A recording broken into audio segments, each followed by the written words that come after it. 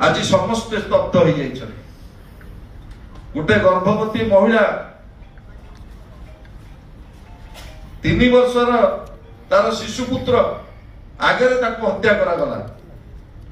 घंटाए पूर्व गर्भवती महिला गंजाम पुलिस प्रशासन को कहले मु धारणा देवाक जाऊँगी जदि किसी घटना घटे से पुलिस प्रशासन दायी रहिबो।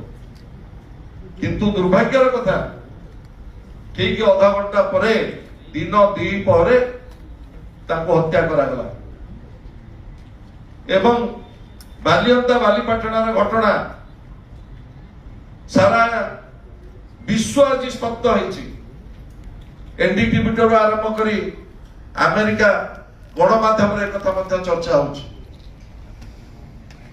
सबुठारु दुर्भाग्यर कथा हला जीआरपी एसपी वक्तव्य। ए घटना घटिला परे जीआरपी एसपी कहउछथि जो मृत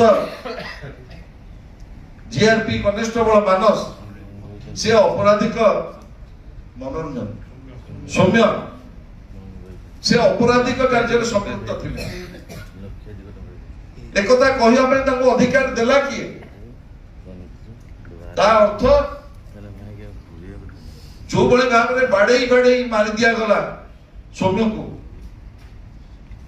ताकू पुलिस स्वीकार करने बदल प्रारंभिक भाव में जो बड़े भाव में जीआरपी एसपी ए घटना को दिगहरा करने को चेष्टा कले।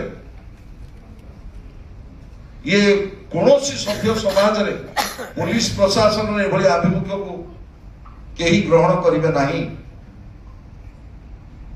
एवं ढेंकानाल में जो घटना घटिला एवं आज सकाळ 3टी घटना आमे जतबेले सांबादिक सम्मेलन करूचे पुरी रे आज 3टी घटना राज्य रे आपण माने आश्चर्यचकित हेबे।